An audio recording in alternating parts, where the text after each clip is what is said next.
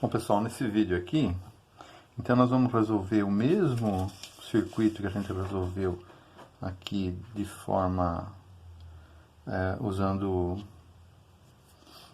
triângulos, né? Usando uma forma mais simples de resolver aqui, usando uma aritmética mais geométrica, né? Nós vamos resolver o mesmo circuito agora usando números complexos, né? Que a gente passou num vídeo aí uma revisãozinha de números complexos bem simples, né? A gente passou como que a gente soma, como que a gente multiplica e o que são os números complexos de forma geral, né? Para resolver esse circuito aqui, então, eu já dei que ele tem uma fonte de 127 volts, 60 Hz, um indutor de 300 mA e um resistor de 200 ohm, exatamente igual ao exercício que a gente resolveu da outra maneira, né? E então nós vamos, em primeiro lugar, vamos calcular a impedância, né? A impedância equivalente desse circuito aqui para calcular a corrente, da mesma maneira que a gente fez lá. Só que no outro a gente falou que a impedância é raiz quadrada de r ao quadrado mais x0 ao quadrado. Aqui nós vamos usar já a expressão, né, de impedância usando números complexos, tá? Então a impedância do indutor, né, a impedância do indutor vai ser J ômega L, tá? E a impedância do resistor vai ser R, tá? Porque não tem parte imaginária, né? Simplesmente R. Então a gente pode transformar esse circuito aqui num outro aqui, né? Que tem a mesma fonte. E aqui a gente calcula uma impedância equivalente, tá? Um Z equivalente. Aqui também 127 volts, 60 Hz, né? Tá? E a impedância equivalente. Se a gente calcular o ZL, né? O ZL vai dar J 2π vezes 60, né? 120π vezes 300 vezes 10 a menos 3. Tá? Se a gente calcular isso aqui, vai dar J 113. Tá? Então o ZL a gente pode dizer que tem uma parte real que é zero, né? Não vale nada, então é zero mais J 113. Tá? E o ZR vai ser a parte real dele é 200, né? 200 ohms mais J0, porque ele não tem parte imaginária. Então o Z equivalente vai ser a soma dos dois, né? O Z está em série, né? Então o Z equivalente vai ser 200 mais J 113. Tá? Então a gente obteve aqui o Z equivalente na forma retangular. Forma retangular. Isso aqui é um número complexo que representa essa impedância na forma retangular. Se a gente quiser transformar para a forma polar, né? Para a forma polar, a gente vai usar aquela equação que a gente viu lá em números complexos. Então, o Z equivalente vai ser 200 ao quadrado mais 113 ao quadrado. Isso aqui vai dar o módulo, né? Raiz quadrada. E o ângulo vai ser o arctangente de 113 dividido por 200, que é o B sobre A. Tá? Realizando essas operações aí, a gente vai obter que o Z equivalente vai dar 229,71 e um ângulo de 29,47 graus, tá? Então esse aqui seria o Z equivalente na forma polar. Então, como a gente falou, às vezes a gente vai precisar da forma retangular para fazer soma e subtração, né? Aqui, ó. E da forma polar para fazer multiplicações e divisões, né? Então é interessante a gente já ter as duas formas aí, polar e retangular, para fazer as operações que a gente precisa. Bom, vou ter que trocar de folha, depois se precisar a gente volta aqui. Tá? Bom, a gente sabe que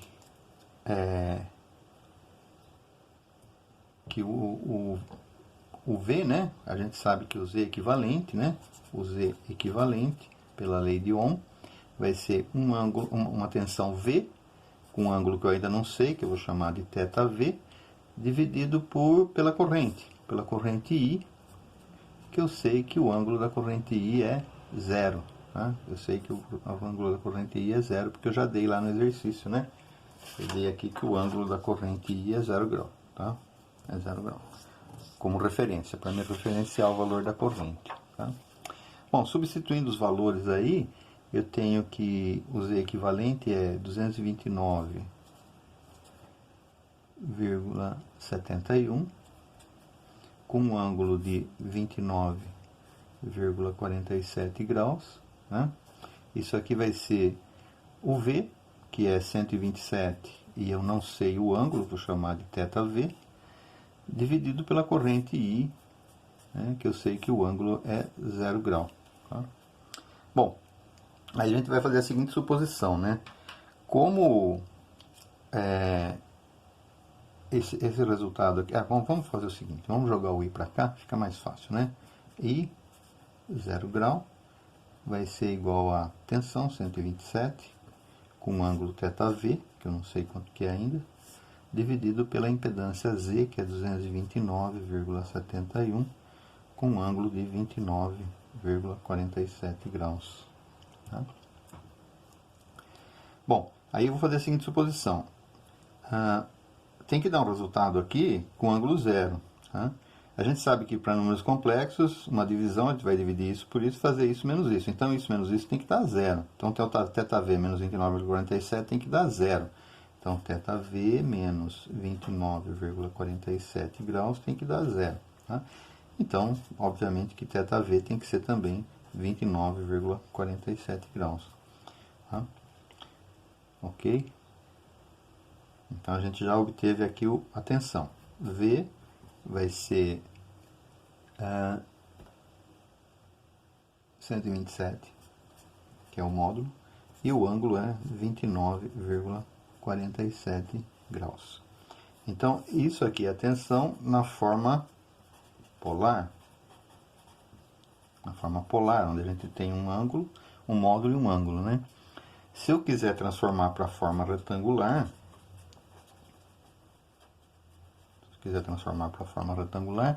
então eu vou usar aquela expressão que eu passei lá na revisão de números complexos, que é o módulo 127 cosseno de 29,47 graus, mais J 127 seno de 29,47 graus. Tá?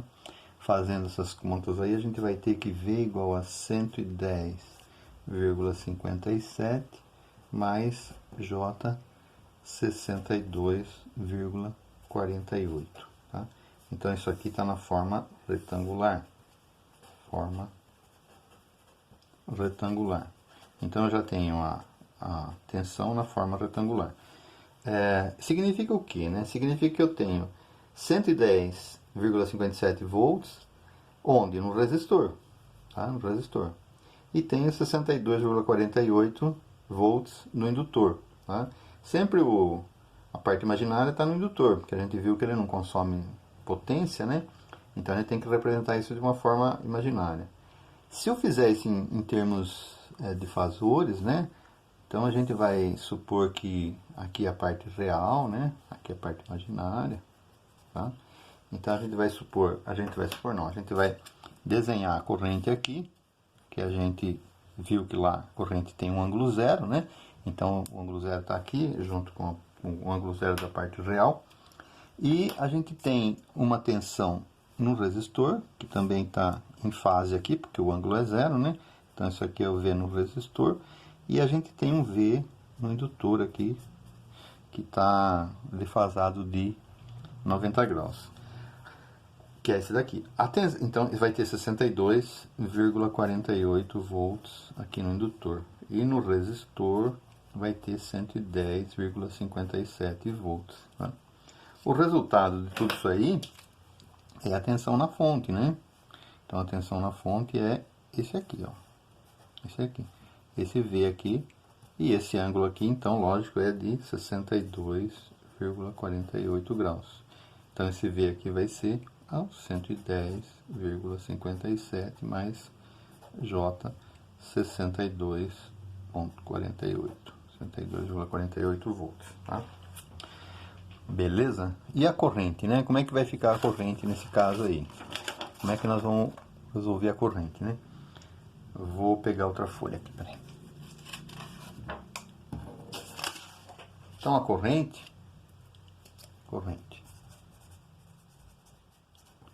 Então a corrente I é V sobre Z, tá? Lei de Ohm, né?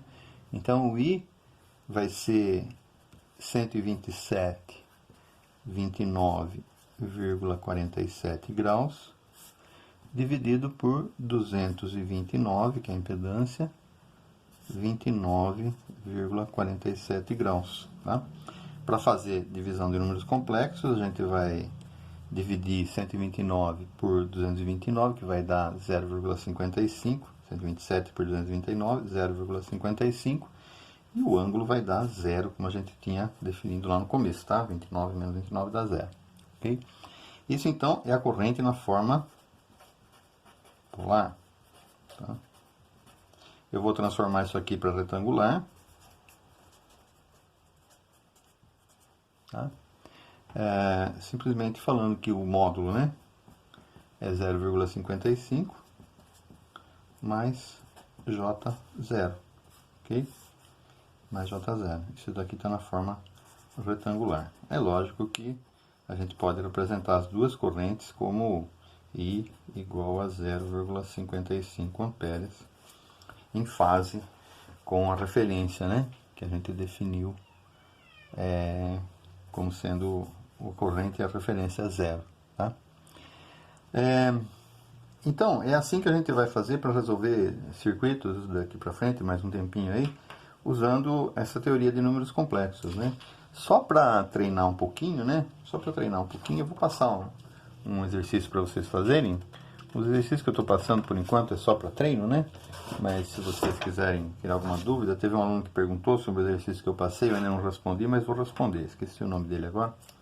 Ele me falou que estava faltando dados lá. Eu vou responder depois para todo mundo, né? Então eu vou passar como exercício uma coisa bem simples, né? Só para treinar aí, usar essa teoria de números complexos, né? Colocando aqui uma fonte de 100 volts e vou dar um ângulo de 0 grau aqui para ela, tá? 100 volts e 0 grau. E vou colocar dois indutores assim e um resistor aqui. E um resistor aqui de 120 ohm, um indutor de 100 mA e um de 200 mA. Tá? Esse aqui eu vou chamar de L1, esse aqui eu vou chamar de L2, esse aqui eu vou chamar de R, e vai obviamente passar uma corrente I por aqui, né? Eu quero que você calcule I, o V no indutor L1, o V no indutor L2 e a tensão no resistor R. Então, calcular a tensão no indutor L1, que seria isso aqui, né? Tensão aqui, VL1, aqui depois o VL2 e o V na tensão VL1. Aqui seria o VL2 e aqui seria a tensão VR no resistor, tá? Isso tudo fazendo essas operações usando essa teoria que a gente acabou de passar aí para resolver circuitos usando números complexos, né? Lógico que a gente vai evoluir ainda, a gente vai colocar depois um circuito RLC, também explicar da forma geométrica, depois explicar da forma trigonométrica, da forma complexa, e depois a gente vai evoluir para circuitos mais elaborados, onde a gente vai incluir as fontes de corrente, as fontes de tensão, e usar o teorema da superposição que vocês já viram na primeira parte do curso, ok? Espero que tenha ficado bem explicado aí. Qualquer dúvida nós vamos na aula depois tirar essas dúvidas que ficaram, ok? Bom, pessoal, muito obrigado pela atenção e